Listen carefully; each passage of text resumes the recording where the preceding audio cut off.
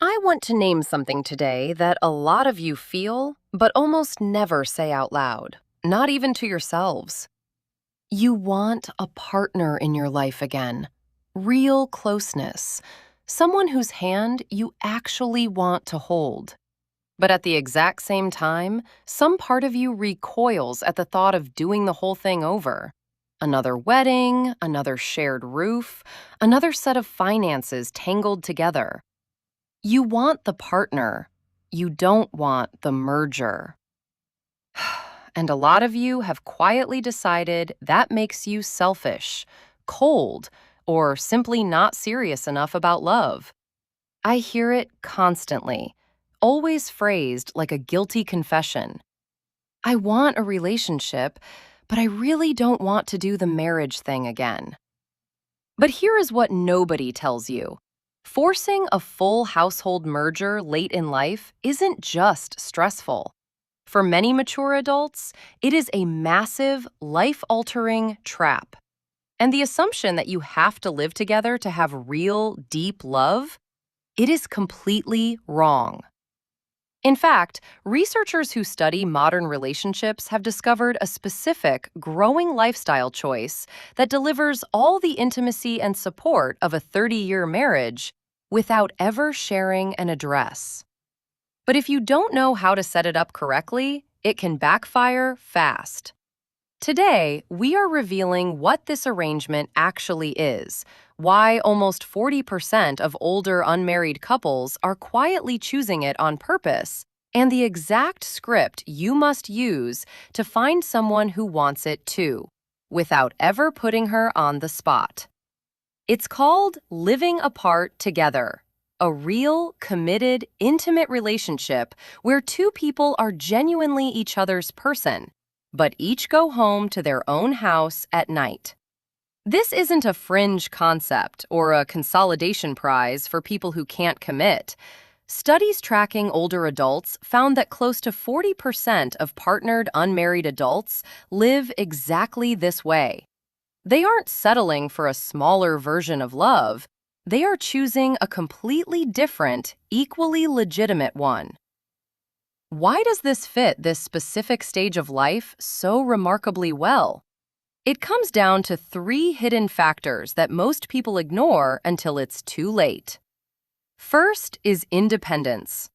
You've spent decades building a life, your routines, your space, your schedule.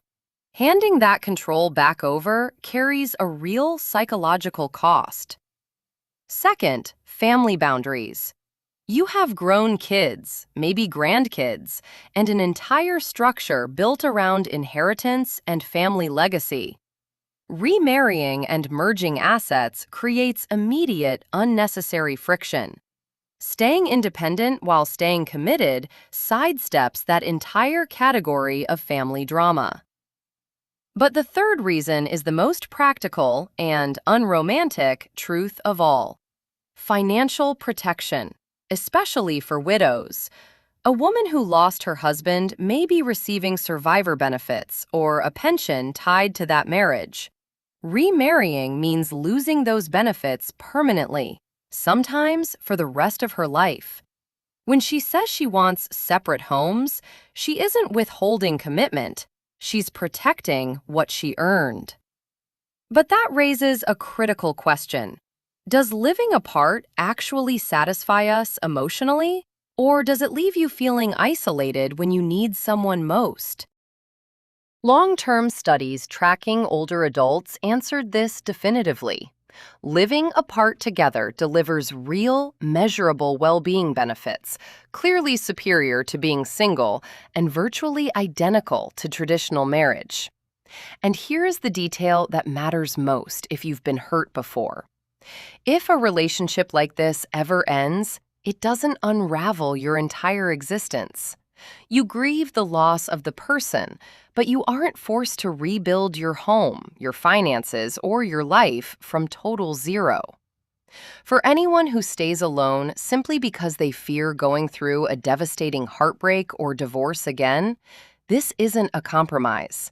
It is the actual answer. So, How do you actually find someone who wants this arrangement without making things awkward or pushing them away? This is where most people fail. They ask the other person directly how they feel, putting all the risk on them. You must go first. You state your own position as a simple, unshakable fact about your life, never as a question. You say, I'm not looking to remarry or merge a household again, but I do want real, dedicated companionship in my life. That costs you very little and costs them nothing. If it's not for them, they can let it pass comfortably. But if it is what they want, you've just handed them the ultimate green light. Listen closely to how they respond. People choose this for the exact same reasons you do: protecting their space, their pension, their freedom. When someone mentions loving their independence, that isn't small talk. That's them opening the door. But before you step through that door, there is one massive danger unique to this arrangement that you have to protect yourself against. Because separate households and separate finances are the baseline here, red flags can hide much more easily. The classic romance scam pattern, fast, intense emotional speed, followed by a manufactured financial emergency, can fly completely under the radar because there's no second set of eyes on the day-to-day routine. Choosing this path doesn't lower the stakes. It requires clear boundaries, separate accounts, and absolute vigilance. What you've been quietly wanting, closeness without a full merger, isn't selfish. It's a researched, highly successful way people are choosing to love on purpose. You don't have to choose between complete isolation and redoing the entire marriage process. There is a real third option, and you are allowed to want it without apology. If you've been quietly hoping for this kind of relationship, or if you're already living it, tell me in the comments below. Have you found it hard to talk about this with people you date, or have you found others who want the exact same thing? Your experience might be the exact reassurance someone else needs to read today. And if you want more honest, real conversations about dating and relationships later in life, subscribe and hit the bell so you never miss a video. We're building a space where you can talk about love on your own terms, one honest topic at a time.